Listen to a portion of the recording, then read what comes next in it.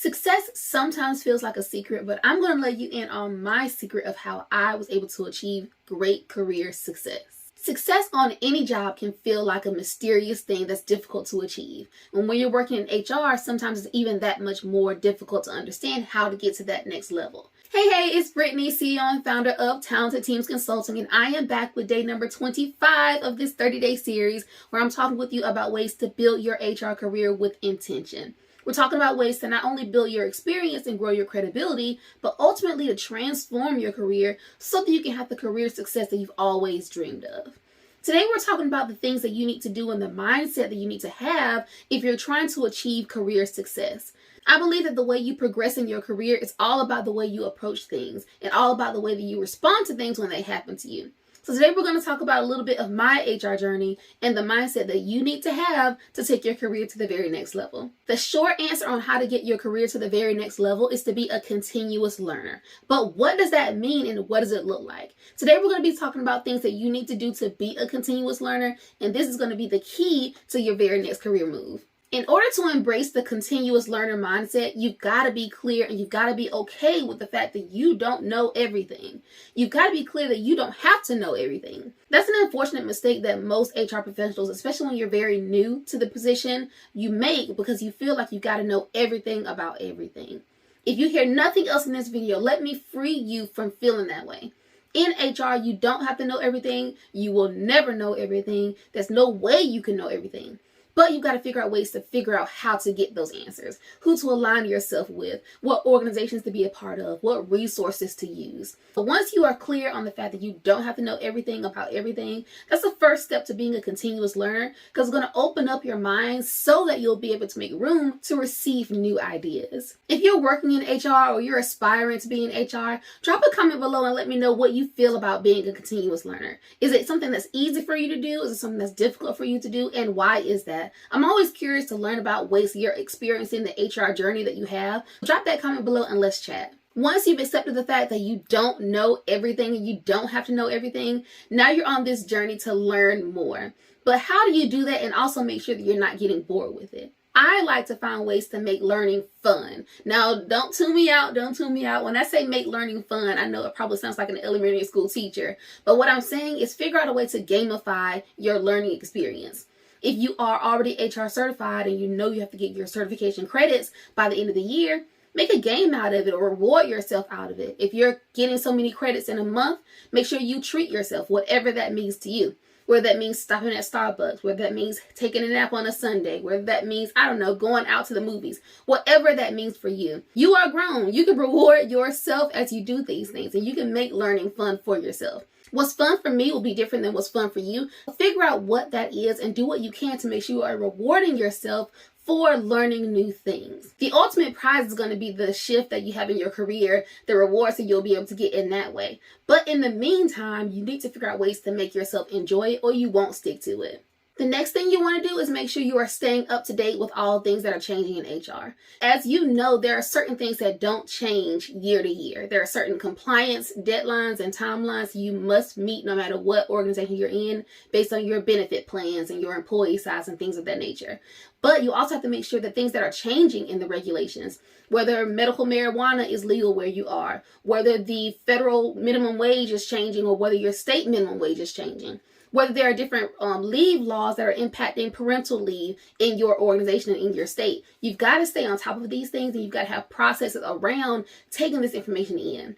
One of the biggest mistakes that you can make as an HR professional is only going off of what you already know and operating in a bubble without considering not only the people around you, but also the world around you. The world is consistently changing, and as a result, our profession is consistently changing. You've got to figure out ways to stay on top of things and tuning into different organizations and aligning yourself with different channels like this and organizations like Talented Teams Consulting. It's going to help you to keep a finger on the pulse of this profession changing. Along those same lines, you also want to make sure you know where the best tools and resources are so that you can do your job more effectively. I am a big proponent of the Society for Human Resource Management. They are a wonderful organization that can give you tools and resources and templates that you can use if you are a member.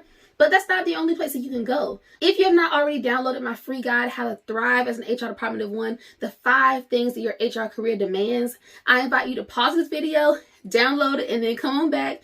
This guide is going to tell you what you need to focus on as you're building your career with intention. Again, a lot of people think, well, once you have the education, that you're set.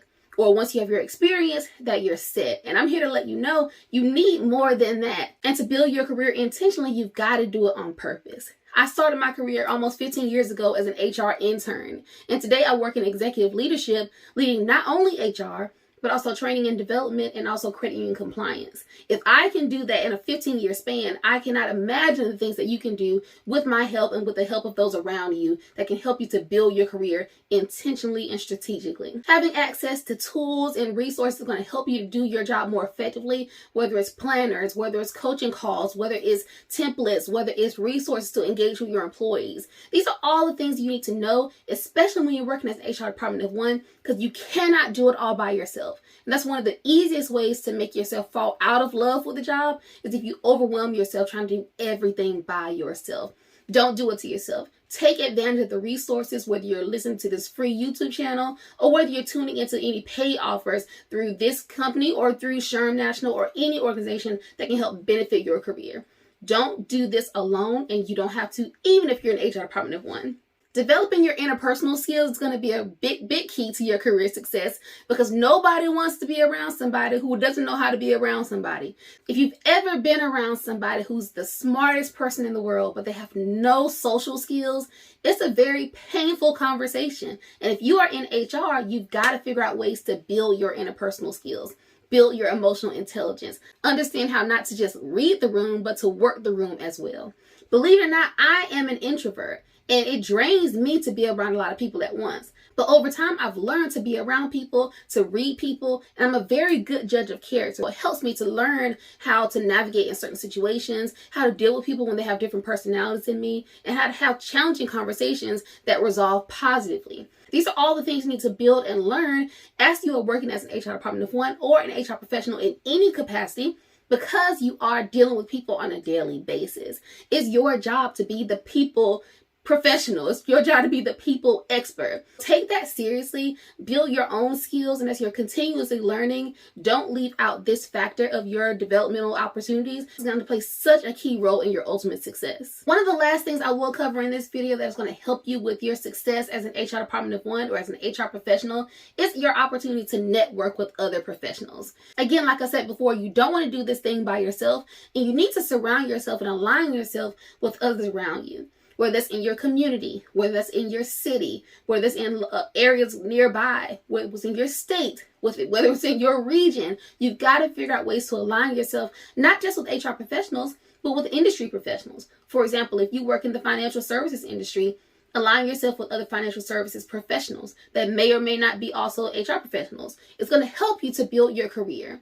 I've said in a prior video, I believe that every HR professional should have two types of mentors. You should have an HR mentor, so someone who has been where you are, who's a few steps ahead of you, who's been through the difficult times you've had and they understand how to get through that. And then also an industry mentor. So this could likely be your supervisor or someone that works in the same industry as you are. They don't have to have HR background, but they're going to help you to understand and navigate the semantics and the difficulties of that specific industry. For example, going back to the financial services industry, it doesn't benefit you necessarily to have a mentor that's in health services because it's not the same. You'll need to align yourself with an industry professional, an industry mentor that can help you as you're trying to build your career.